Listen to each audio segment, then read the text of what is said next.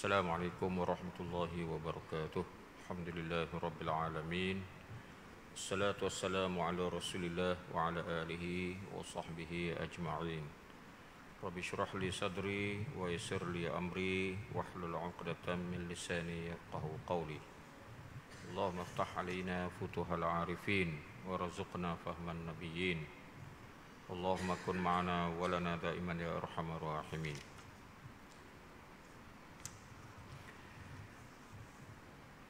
Hadirin dan hadirat yang saya hormati sekalian, pada malam ini saya akan baca beberapa hadis. Yang pertamanya an Sahlin ibni Sa'din As-Sa'idi radhiyallahu anhu anin Nabi sallallahu alaihi wasallam qala innallaha karimun yuhibbul karam wa ma'aliyal akhlaq wa yakrahu safsafah. Riwayat daripada Imam Al-Hakim dan At-Tabrani. Diriwayatkan daripada Sahal bin Sa'ad radhiyallahu anhu daripada Nabi Muhammad sallallahu alaihi wasallam, baginda telah bersabda, sesungguhnya Allah Azza wa Jalla itu adalah maha mulia. Ia iaitulah Allah menyukai kemuliaan. Allah juga menyukai akhlak yang tinggi dan membenci akhlak yang rendah. Riwayat daripada Hakim dan juga Tabrani. Hadis yang kedua an Abi Hurairah radhiyallahu anhu an Nabi sallallahu alaihi wasallam qala al haya'u minal iman wal imanu fil jannah. Maksudnya daripada Abu Hurairah radhiyallahu anhu daripada Nabi sallallahu alaihi wasallam, baginda bersabda, malu itu adalah sebahagian daripada iman dan iman itu adalah di syurga. Jadi berdasarkan kepada dua hadis yang saya bincangkan, saya sebutkan tadi dan saya terjemahkan tadi, maka dapatlah kita beberapa pelajaran. Pelajaran yang pertama iaitu Islam sangat-sangat menekankan isu yang berkait dengan akhlak. Sehingga Islam telah meletakkan akhlak komponen yang ketiga sebagai pelengkap kepada agama Islam itu sendiri. Komponen yang pertama adalah akidah dan yang keduanya dipanggil sebagai syariat. Dan yang ketiganya dipanggil sebagai akhlak. Yang akhlak ni juga dinamakan juga sebagai tasawuf. Jadi inilah tiga perkara yang menjadi asasi dalam agama Islam. Dan inilah yang disebutkan oleh para ulama Islam. Antaranya disebutkan oleh seorang ulama yang bernama Abu Talib Al-Makki dalam kitab dia Qutul Qulub. Jadi tiga-tiga ni mestilah berjalan serentak. Dia tak boleh setahun kita tekan akidah dulu, syariat tinggal dulu, tak boleh gitu. Dia kena serentak. Hari ni juga, jam ni juga kita berakidah, jam ni juga kita bersyariat, dan jam ini juga, masa ni juga kita berakhlak. Dia tiga sekaligus kena amat. Tak boleh kita kembangkan, kita kukuhkan akidah dulu, ambil masa 5 tahun. Syariat tu biar dulu, semayang-semayang biar dulu, tak sembayang dulu 5 tahun. Kukuhkan akidah dulu. Umpamanya itu salah. Ataupun kita kukuhkan akidah, kita kukuhkan syariat, akhlak tinggal dulu, pun salah juga. Ataupun kita tekankan akhlak dulu, syariat tinggal kediam, maka itu pun salah juga. Dia kena serentak. Dalam masa yang sama kita berakidah, dalam masa yang sama kita bersyariat, dan dalam masa yang sama kita berakhlak. Ini tiga perkara. Akidah ni adalah, semua orang tahulah, akidah ni adalah menesakan Allah, menyembah Allah dan mempercayai segala apa yang disebutkan oleh Allah, sama ada melalui Al-Quran ataupun melalui sunnah ataupun hadis Nabi Muhammad sallallahu alaihi wasallam. Walaupun kita tak nampak. Contohnya Al-Quran, hadis menyebutkan ataupun Allah dan Nabi Muhammad SAW menyebutkan tentang pahala. Walaupun tak nampak pahala tu, tapi kita beriman adanya pahala. Dalam hadis, dalam Quran disebutkan tentang dosa, maka kita beriman kepada dosa walaupun dosa itu tak nampak. Maksud sayanya, betul macam mana dosa tu? Perbuatan dosa tu nampaklah. Tapi dosa tu, orang kata kalau orang tu minum arak berdosa. Mana berdosanya? Betul macam mana dosa tu? Kita nampak minum arak lah. Ya? Minum arak je lah. Ataupun semayang itu dapat pahala. Mana pahalanya? Kita nampak semayang je lah, pahala kita tak nampak. Begitu juga Al-Quran dan hadis menyebutkan tentang menyebutkan tentang syurga, tentang neraka, tentang alam gaib yang lain, adanya malaikat, adanya jin, adanya syaitan. Toh kita kata syaitan jauh-jauh, syaitan hak dekat pun ada dengan kita. Setiap orang ada syaitan yang dinamakan sebagai qarin. Ma minkum illa wukila ilaihi qarinan minal jin wa qarinan minal malaikah. Setiap orang tu dia ada dua qarin, tepek dengan dia. Satunya adalah qarin daripada jin ataupun syaitan, dan satu lagi qarin daripada malaikat. Apa makna qarin? Qarin tu hak berepek dengan kita, bahasa Terengganu kata. Hak tepek sama kita, giana pun ada dia. Kita pergi pasar pun ada dia, kita pergi masjid pun ada dia. Ada, setiap orang ada ni.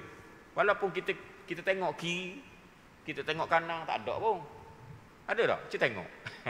Tak, takut ada nampak tak tahu lah. Tak, hamba tak nampak. Tak, kita kata takut orang lain nampak tak tahu. Tak, kita kata dah. Takut ilmu dia pak dahak tak tahu dah. Maka dia nampak. Hamba tengok kiri tak ada, hamba tengok kanan tak ada. Sedangkan ada dua makhluk kiri kanan ni, setiap orang. Atau ia dinamakan sebagai qarin, pendamping. Bahasa KL kata pendamping lah. Bahasa Terengganu kata tepek dengan kita. Makhluk yang tepek dengan kita, pergi mana-mana pun ada dia. Kita pergi masjid pun ada dia, kita pergi tandah pun ada dia. Tu makhluk apa nama ni yang dikatakan qarin ni. Terutama sekali syaitan, tak berenggang langsung. Pergi masjid pun ada, pergi tandah pun ada. Kalau malaikat ni pergi tandah dia keluar sekejap. Kita kata tak ada sekejap. Sebab tandah tu tempat kotor, tak sesuai dengan malaikat. Itulah nak katanya ada dua qarin. Di mana dua-dua ni membisikkan. Kalau syaitan tu, qarin daripada syaitan, dia akan bisikkan di telinga kita sebelah kiri ni perbuatan yang jahat. Dia suruh buat ni, benda-benda yang jahat, dia bisik. Kita tak dengar, tapi kita mari terdetik dalam perasaan kita, rasa nak buat jahat. Tu iyalah tu. Dan qarin di sebelah kanan kita daripada malaikat, dia akan bisikkan benda-benda yang baik. Nampak tabung masjid, masuk duit tu. RM2 ke, RM1 ke, samah ke, 10 hia ke, 20 hia ke, tak umpamanya. Mari detik dalam hati. Tu tanda bisikan daripada malaikat ni, ikat telinga kita ni. Itu. Ada pun kalau kita dengar butir, tak ada lah. Kalau dengar butir tu, waktu kena pergi hospital lah. Kena pergi hospital, kena cek lah bahagian mana hok rosak tu. Ada putus horak ke guana, tak tahulah. Begitulah nak katanya. Maka setiap orang ada qarin. Sebab tu kita ni jangan rasa selesa. Kita pergi mana-mana, orang tak ada. Tak, kita kata kalau bulan puasa tak puasa, pergi mana-mana tempat tak ada orang makan nasi, kita tak puasa umpamanya. Jangan. Ada dua makhluk hok duduk dekat dengan kita. Satu suka sangat kita buka puasa bulan puasa. Buka puasa maksud tak puasa lah. Iaitulah makhluk belah kiri ni. Orang panggil qarin daripada syaitan.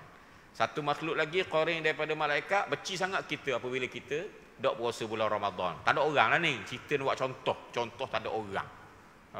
Kalau contoh banyak orang ni, banyak. Depan orang ni banyak sangat. Begitulah.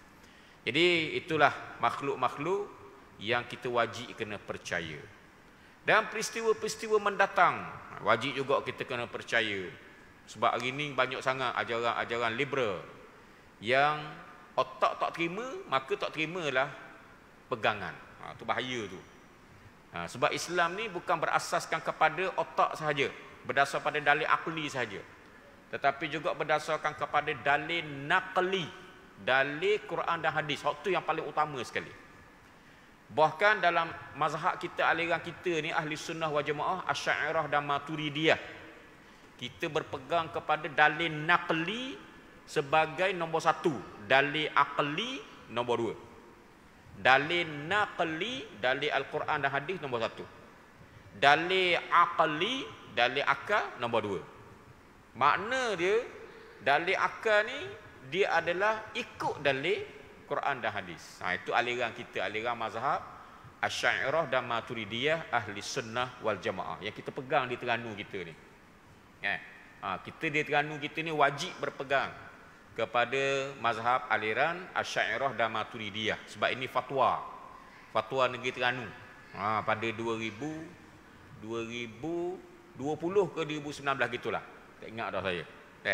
Masa tu saya terlibat lagi lah keluarkan fatwa ni, iaitu kita wajib berpegang, umat Islam di Terengganu wajib berpegang kepada ajaran ahli sunnah wal jamaah Asy'ariyah dan Maturidiyah. Itu di Terengganu kita. Tak usah kira atau motor mahang tu. Orang tomoh macam-macam dah kita kata dah. Tapi hak itulah hakikatnya kita perjuangkan. Yang sebenar, Asy'ariyah yang sebenar dan Maturidiyah yang sebenar. Sebab ada juga ni orang nyamar jadi Asy'ariyah. Orang nyamar jadi ahli sunnah wal jamaah, tapi hakikatnya bukan ahli sunnah wal jamaah. Kau ni ahli tarikat yang sesat. Ada juga nyamar. Dan ramai orang Terengganu kita terkeliru. Kau ni dia kata ahli sunnah ni. Bukan. Ahli sunnah wal jamaah sebenarnya hak Imam Ghazali pegang tu. Imam Haramain pegang. Kalau zaman kita ni, iaitulah seperti Syekh Wahbah Zuhaili pegang. Syekh Wahbah Zuhaili seorang ulama daripada Syria.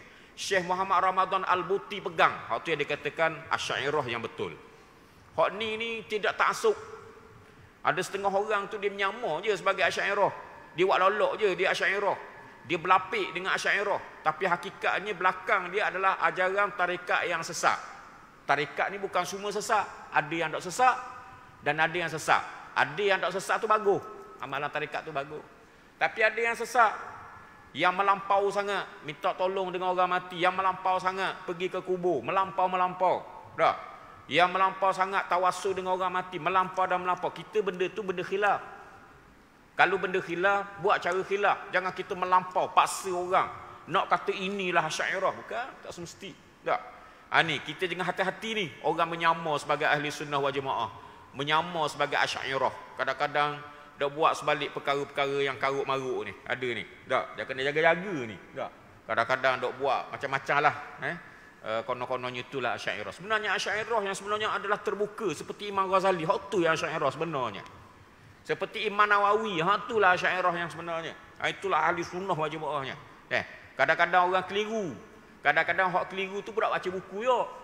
Bila tak baca buku tuduh orang ngata. Bila orang tak pakai hak dia wahabil lalu. Ni berat nanang. Wahabil lalu tuduh orang dan sebagainya. Hak ni hak yang tak baca buku. Jenis tak baca buku. Orang tak jadi baca buku ni gitulah. Dah kata dah. Jadi kita nak ambil hak sebenarnya. Kita perjuangkan Asy'ariyah dan Maturidiyah berdasarkan kepada kitab Tuhfatul Murid, kepada kitab Tanwirul Qulub, kepada kitab yang dikarang oleh ulama-ulama Islam yang terdahulu, Matan Jauharah. Itu yang kita naknya. Bukan kita berdasarkan kepada anggapan-anggapan orang, anggapan-anggapan yang kadang-kadang kita sendiri tak tahu. Kita inilah ahli sunnah wal jamaah. Ya dah ni. Begitu. Jadi ini orang panggil akidah. Kena pegang kukuh-kukuh. Dan di antara benda yang akidah ni lah kena belajar sifat 20. Ni sebut sama dah. Sebut sama dah. Yang kedua syariat. Syariat kita pegang sungguh-sungguh. Iaitulah undang-undang kehidupan. Undang-undang ibadat. Masya Allah. Ada bab semayang. Ada bab puasa. Ada bab macam-macam. Undang-undang apa panggil? Muamalat. Ataupun orang panggil transaksi. Apa orang panggil ni? Tak tahulah. Masing-masing macam-macam nama dalam ni. Transaksi. Macam mana yang dikatakan berjual beli, macam manakah yang dikatakan sewa menyewa. Zaman sekarang pula ada sistem bank. Macam mana kita simpan duit dekat bank, tiba-tiba timbul duit tu riba ke tak. Tu kena fikir, kena tengok. Walaupun benda tak ada dalam kitab bank-bank ni, tapi ada asasnya dalam kitab-kitab yang lama dan sebagainya. Macam mana sewa tanah. Kita sewa tanah, kita tanam pokok tu habis tempoh, hak siapa tu? Hak tuang tanah ke hak kita sewa ni? Macam-macam lah yang dibincangkan oleh para ulama. Ada juga yang berkait dengan contohnya, baru ni ada banyak sangat soal. Kita sewa rumah orang. Kita sewakan pula rumah orang tu, kita sewakan orang lain pula. Saya sewa rumah 300 riyal, rumah orang.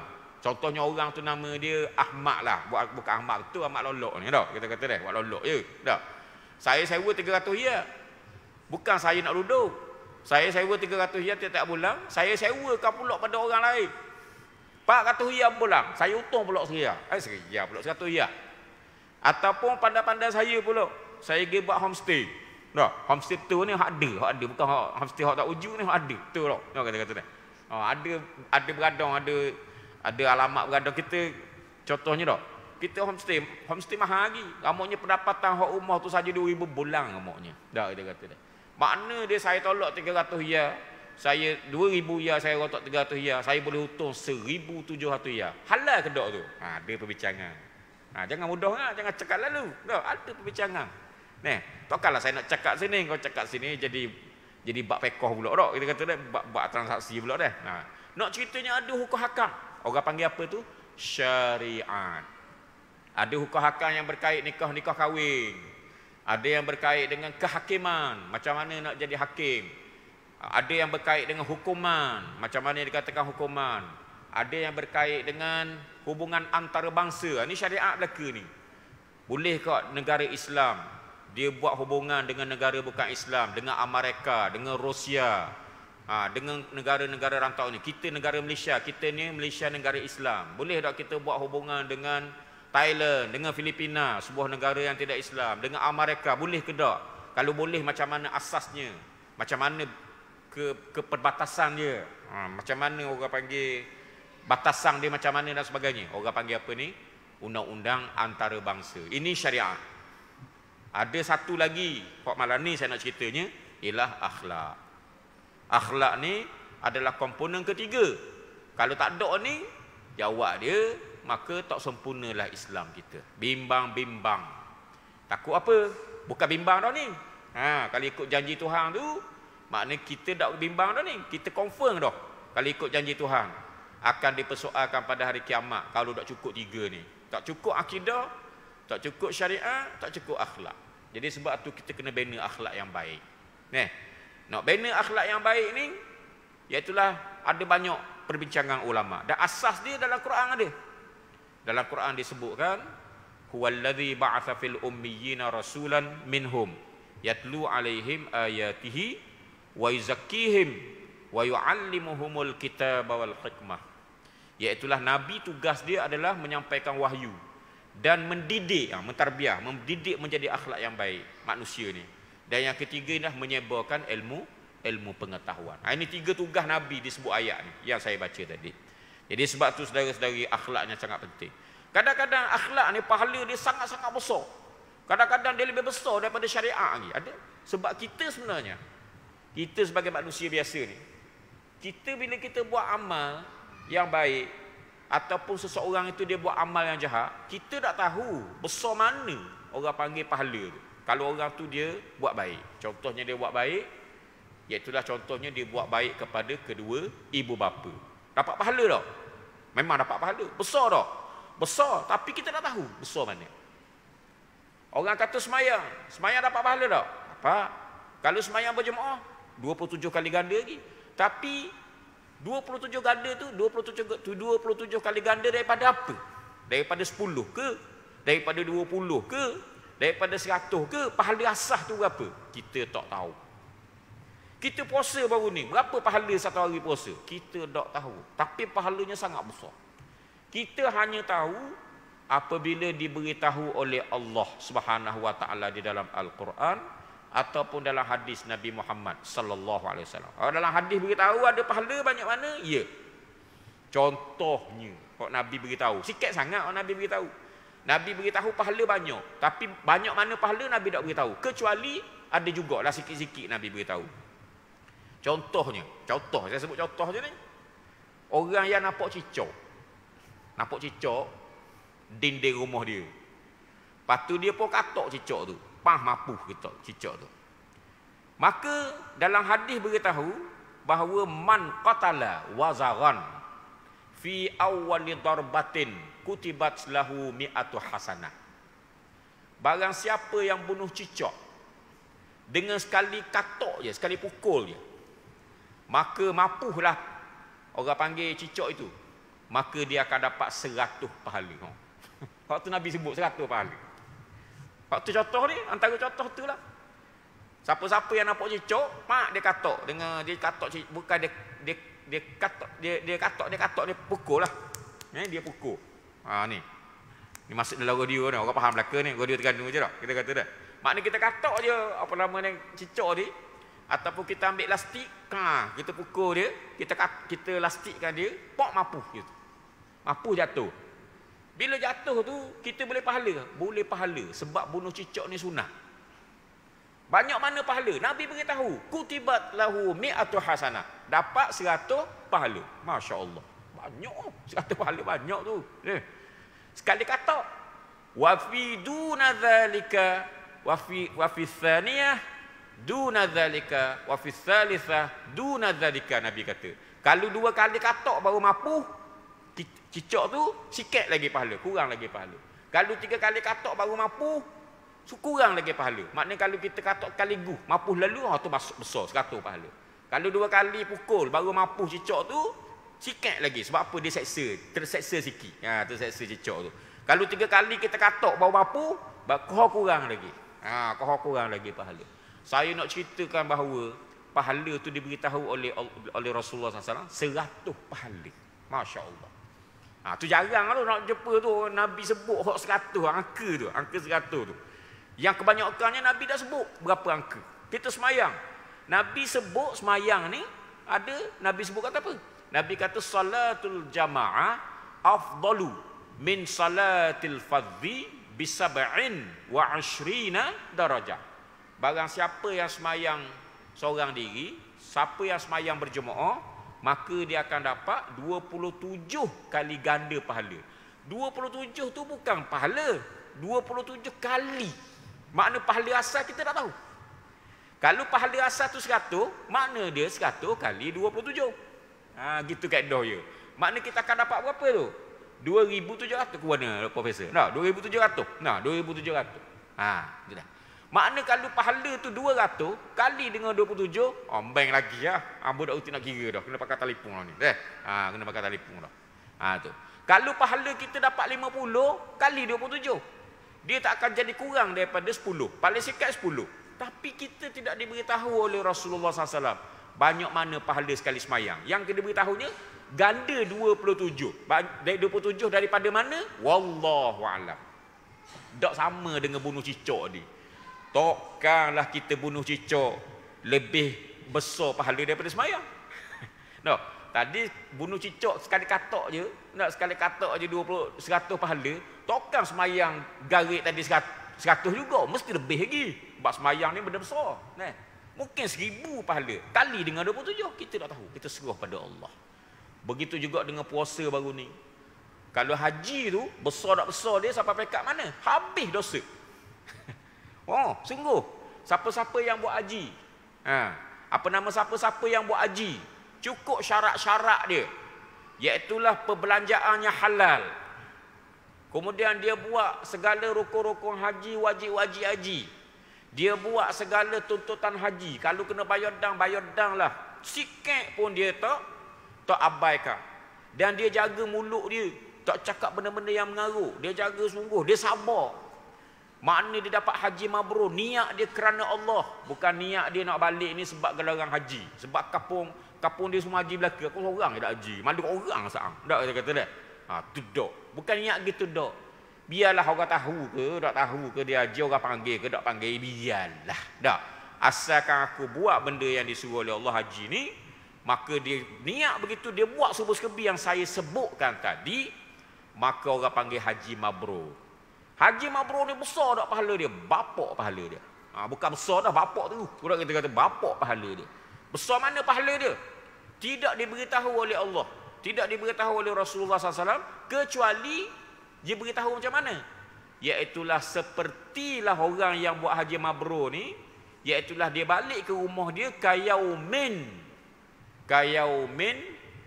apa nama waladathu ummuhu. Kayaumin waladathu ummuhu. Sepertilah bayi bersih baru lahir. Bayangkan bayi baru lahir. Ada dosa tak? Cuma kita kata bayi baru lahir ada dosa dah ni. Tak ada orang cakap gitu, kita je. Bayi kalau dia baru lahir tak ada dosa apa-apa, kosong terus. Tak ada dosa. Begitulah orang balik Mekah. Orang buat haji yang mabrur pada masa itu macamlah bayi yang baru lahir. Besar tak besar pahala sampai pekat tu. Besar tak tahu lah. Embengnya dia pahala tu. Besar sungguh. Tak. Itu. Tapi berapa? 100,000 ke pahala tu? Wallahu a'lam. Tidak diberitahu oleh Allah Subhanahu Wa Taala. Yang diberitahu oleh Rasulullah SAW ialah orang semayang di Masjidil Haram. Itu beritahu. Orang semayang di Masjidil Haram, pahala dia lah digandakan menjadi 100,000 kali ganda. Pahala dia. Kalau orang semayang di Masjidil Nabi, dapat 1000 kali ganda. Kalau orang semayang di Masjid Aqsa, dapat pahala 500 kali ganda nak banding dengan masjid lain. Itu diberitahu. Kemudian ganda tu pula kali pula dengan 27. Kalau kita sembahyang berjemaah. Kalau kita sembahyang jemaah, kita ganda pula. Allah, membang sungguh lah. Maknanya kalau kita sembahyang sekali Zuhur, Mekah di Masjidil Haram tu, 100,000 kali dengan 27. Makna dia 2.7 juta. Apa? Wah, 2.7 juta. Main pahala. Kali main juta dah. Jutawan pahala dia bagi. Biarlah pitih ada pun. Dah kata dia. Biarlah tak jadi jutawan pitih pun, tapi kita dapat jutawan pahala. Sekali semayang je, jutawan pahala dah. Syarat dia, semayang sah, semayang kerana Allah, semayang berjemaah, semayang dalam Masjidil Haram, tak tumbuk orang, tak sigu orang. Ya. Itulah sebenarnya yang dikatakan pahala. Jadi itu saya nak beritahu. Jadi yang syariat ni banyak pahala. Tetapi dalam masalah akhlak ni, mungkin besar lagi pahala. Sebabnya lah ada bukti-bukti kukuh dalam hadis menunjukkan bahawa dalam akhlak ni pahala cukup besar pahala dia. Contohnya. Contohnya. Saudara-saudara, dalam satu hadis Nabi beritahu dalam satu hadis bahawa ada seorang perempuan yang menjadi pelacur di dalam kalangan Bani Israel. Nabi cerita dalam hadis sahih. Sahih hadis ni, hadis riwayat Bukhari, hadis sahih. Bukan hadis dhaif ni sebut ni. Ada seorang perempuan dia terlibat dengan pelacuran. Kemudian bila terlibat dengan pelacuran, tiba-tiba satu hari tu dia haus. Lalu dia pun ambil lah air dengan kasut dia. Kemudian tiba-tiba datanglah seekor anjing yang menjela-jela lidah dia kerana terlalu haus. Dikatakan anjing itu, memang anjing ni jela homa. Kadang-kadang dahaga jelai macam dia tak, kita kata dah. Lepas makan jelai, lepas minum jelai homa ya bawa ya. Tak anjing ni. Tapi hak ni memang ada bukti kukuh yang memang dahaga sungguh. Siapa pekat dia katakan dia lesek lidah dia ke tanah. Mana memang orang panggil dahaga sungguh tau. Dan dia nampak orang puang tu dekat dengan perigi tu, dia pergi. Macam minta tolong lah. Dia boleh cakap lah. Nyalok je lah kita kata dah, anjing ni nyalok je lah kita kata. Itu saya nak katanya anjing tu memang dahaga sungguh. Lalu si pelacur tadi disebut dalam hadis tu, id ra'athu baghyun min baghaya bani Israel fanaza'at muqaha fasaqathu. Itu dalam hadis beritahu sahih Bukhari. Iaitulah tiba-tiba apabila perempuan tadi dia tengok anjing yang berjelai begitu, tanda-tanda yang sangat dahaga sampai lesek di tanah apa, buktikan dia ni memang dahaga sungguh. Lalu dia kata fanaza'at muqaha, dia cabut kasut dia. Ya, bukan buang, cabut. Buang itu huk ngata tu dah kita kata dia. Dia cabut kasut dia. Sebab apa? Dia nak cedok air dengan kasut dia. Fasaqathu. Lalu perempuan tadi, pelacur tadi, dia beri minum kepada anjing itu. Masya-Allah. Lalu disebut dalam hadis tu apa? Faghafara laha bihi. Lalu Allah Ta'ala mengampunkan dosanya kerana perbuatan baik itu kepada pelacur tadi. Kalau nak pakai logiknya saudara-saudari, pelacur tadi orang Islam. Dia orang Islam sebenarnya, pelacur tadi dia orang Islam. Dia terlibat dengan pelacuran. Pelacuran ni benda tak boleh lah. Tak, dosa besar lah kita kata. Tapi oleh kerana dia berakhlak, kalau nak kiranya dari segi hukum syariat, kalau kita tengok binatang-binatang terjelai ke apa semua, ke kucing ke apa ke tengah jalan, sakit ke, kita wajib tak tolong? Tak, sunat je tolong. Sunat je. Maknanya kalau kita nampak anjing, kita nampak siapalah, kita nampak kucing, Duk tengah jalan, duk ngeong. Sunat ke kita, wajib ke kita ambil dia? Kita buat alik di rumah? Tak. Sunat je kita tolong. Sunat. Kalau manusia, wajib. Fardu kifayah. Nampak orang berlanggar, seorang tak tolong, tu tak boleh lah, tu kena tolong lah, tu wajib kalau manusia. Tapi kalau binatang tak ada nas kata wajib. Sunat je. Tetapi kalau kita tolong, itu akhlak. Bukan syariat dah, itu akhlak. Itu bukan hukum syariat dah tu. Itu akhlak. Bila kita tolong anjing ke kucing ke dalam kesusahan, anjing lah dalam hadis tu anjing, maka pahalanya sangat-sangat besar. Bapak pahala dia. Sebab apa? Seolah-olah kita ni wakil Tuhan beri minum kepada hamba-Nya. Seolah macam tu. Kita ni seolah-olah khalifah Allah. Macam kita lah khalifah Allah, wakil Tuhan yang beri minum kepada makhluk Tuhan yang dahaga ni. Tak? Kita menunaikan hak itu. Besar tak besarnya pahala. Sampai perekat pelacur pun Allah Ta'ala ampunkan dosa dia. Dan akhirnya pelacur tadi pun dimasukkan ke dalam syurga Allah Subhanahu Wa Ta'ala. Macam-macam lah orang dok buat takwilan hadis ni. Hadis sahih. Macam mana pula? Mudah sangat nak masuk syurga. Buat gitu je. No. Terlibat dengan benda-benda jahat. Akhirnya kita piti kat orang. Orang miskin. Nak masuk syurga lalu. Mudah sangat. Adalah tafsiran dia. Macam-macam tafsiran dia. Ada ulama' yang mengatakan bahawa pelacur tu telah bertaubat dah. Dia taubat dah benarnya. Dia tambah nilai taubat dia dengan beri minum kepada anjing yang dahaga tadi. Maka dia taubat tu besar dah pahala. Dia tambah, dia topak lagi pahala tadi dengan beri minum kepada anjing yang dahaga tadi. Kau besar lagi, bapak pahala. Allah nak kata menyelibangi hidup dia dengan pahala. Tu dia taubat dah, dia tambah nilai je. Dan ada ulama' yang menafsirkan hadis itu, dia kata pelacur tu orang jahil, dia tak tahu. Dia ingat ke, dia tak tahu, dia tak belajar agama. Bila tak belajar agama, dia ingat ke benda-benda cari duit ni, kau andai buat gana-gana bau, asal boleh berduit. Ya halal belaka, dia tak tahu dah. Maka bila orang tak tahu ni, tak sama dengan orang tahu. Bila orang tak tahu ni, dosa dia taklah sebesar orang tahu. Orang tu tahu dosa zina, bagi zina juga, bapa dosa dia. Tapi ada orang yang dia buat benda jahat tapi dia tak tahu hukum hakam. Maka hak ni dosa dia taklah sebesar orang yang tahu tadi. Maka oleh kerana dosa itu tidaklah sebesar orang tahu, maka sebab itulah mudah sangat diampunkan oleh Allah Subhanahu Wa Ta'ala akan dosanya. Dan ada juga ulama' yang mengatakan dak taubat dak apa pun orang puang tadi. Cuma dia oleh kerana pahala tu terlalu besar. Pahala beri makan, beri minum ke anjing tu besar doa. Maka kalah dosa-dosa dia. Jadi kecil dosa-dosa dia. Termasuklah dosa melakukan pelacuran tadi. Ada juga tafsiran ulama' yang sebegitu rupa. Jadi inilah nak ceritanya akhlak. Akhlak ni rupa-rupanya hebat. Sehingga boleh jamin orang tu boleh masuk syurga. Ini yang diberitahu oleh Rasulullah SAW. Sebab tu masa bulan puasa pun ni, hamba duk baca. Sebelum bulan puasa kan orang suruh ceramah bab puasa. Kita pun baca bab puasa. Ada satu kitab hamba duk baca bab puasa. Ya, kitab tu nama dia Durratun Nasihin. Kitab tu biasalah. Kitab Arab ni lebih kurang dalam 300 muka surat gitu lah.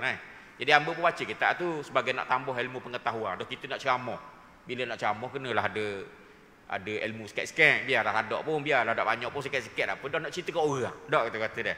Tentang fadilat bulan Ramadan. Nak cerita akhlak ni, akhlak. Pentingnya akhlak. Macam mana dia katakan ada ni cerita ulama'. Cerita ulama' ni bukan cerita sahabat Nabi, bukan cerita zaman Nabi, bukan cerita sebelum Nabi. Dok. Ni cerita ulama' ni cerita kediang-kediang ni. Cerita ulama' ni cerita yang selepas pada Nabi wafat lama dah lah. Gitu. Maka dalam kitab tu ada sebut ada seorang Majusi. Orang Majusi ni dia ada anak. Anak dia Majusi juga lah. Anak dia Majusi juga. Dia Majusi, anak Majusi lah. Tiba-tiba masuk bulan Ramadan. Bila masuk bulan Ramadan, ni dalam kitab tu cerita lah. Hamba duk nukir je ni. Hamba sebut dalam kitab je. Hamba nak tambah-tambah, nak erti lah. Kita baca cerita ke orang tak kita lah.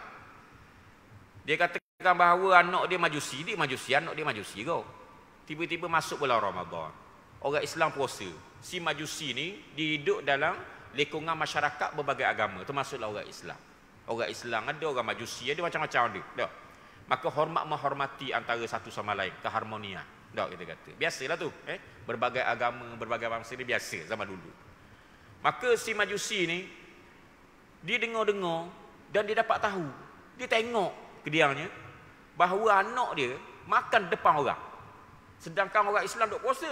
Tiba-tiba anak dia ni, hak masa kecil tu, makan depan orang. Orang duk tengah puasa, orang Islam dah puasa tu. Lalu dia marah sungguh ke anak dia tadi.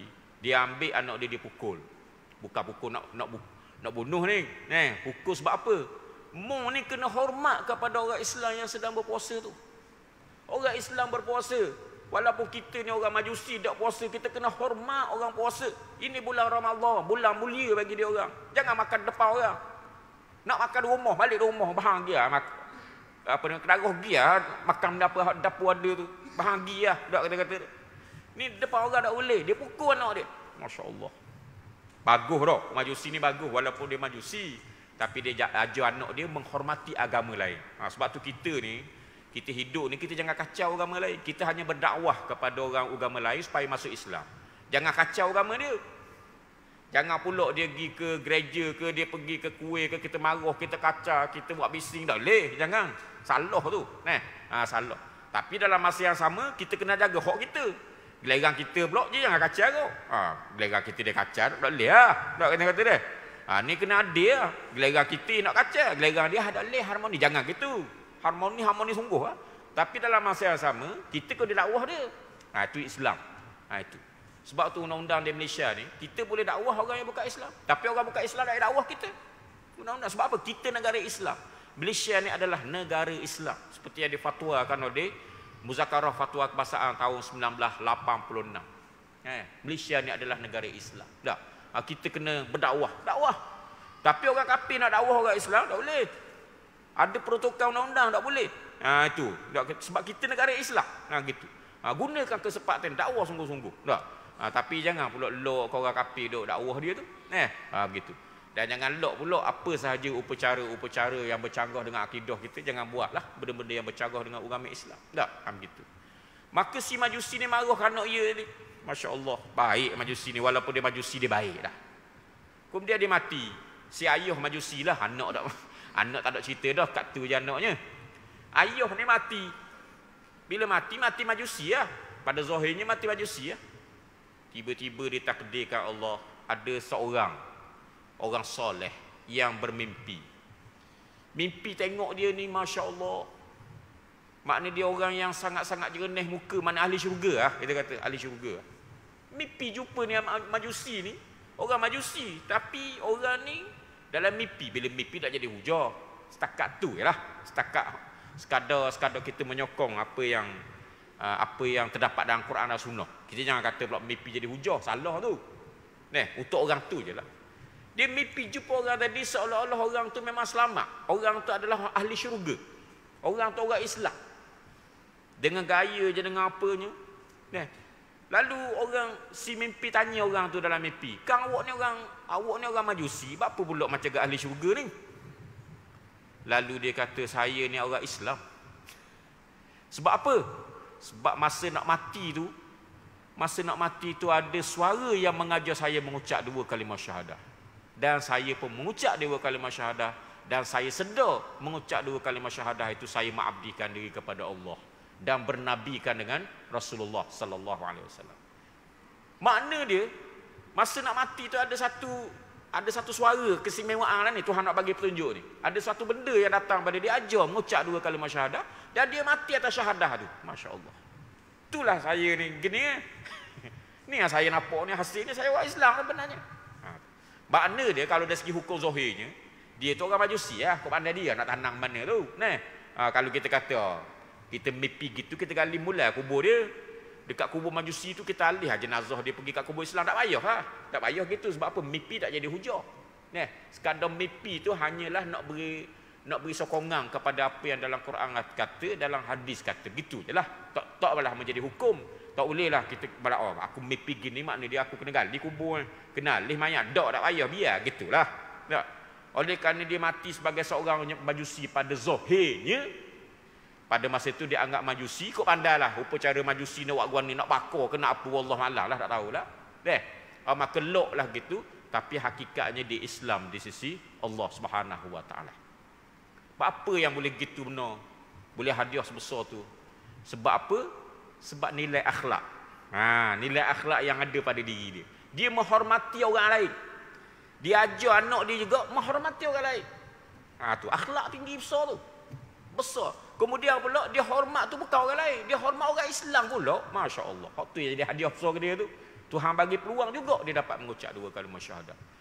Walaupun dari segi zahirnya dia majusi, ditanam di kubur majusi, tapi hakikatnya dia orang Islam. Ada orang gitu? Ada tak? Ada. Kita sebenarnya kita tak tahu orang mati tu hakikatnya Islam ke tak. Mungkin saat-saat akhir dia mengucap tak ada orang tahu, dia seorang je tahu. Boleh jadi ada. Lepas tu jenazah dia dikebumikan secara agama asal dia, lok gitu tak apa Tapi di akhirat bila-bila dia ahli syurga. Ada juga gitu. Ada. Kita tak nafikan ada wujudnya gitu, tapi kita tak boleh jadikan landasan. Landasan. Serah kepada agama dia lah guna-guna, tapi hakikatnya dia beragama dengan agama Islam. Tak umpamanya. Ada orang contohnya saya dapat tahu lah Saya dapat tahu ada orang tu dia nak masuk Islam, tapi tidak pandai nak mengucap. Tidak pandai nak mengucap asyhadu an la ilaha illallah wa asyhadu anna muhammadar rasulullah. Sebab apa? Kemungkinan hak keliling dia tu tak pandai agak nak ajar. Ada orang Islam dah, tapi tak pandai juga, sama-sama jahil dah. Dia nak masuk Islam, tapi tak kata asyhadu an la ilaha illallah wa asyhadu anna muhammadar rasulullah. Dia kata saya nak masuk Islam ni. Saya mengaku Islam betul lah. Pak mati. Islam lah. Pak dia mati. Bila dia mati tu tak mengucap. Mana tu? Jadi hukumnya mana? Kalaulah betul-betul dia kata dia masuk Islam dah masa tu cuma tak mengucap, sebab tak ada orang nak mengajar dia. Mungkin orang keliling dia pun tak ada juga.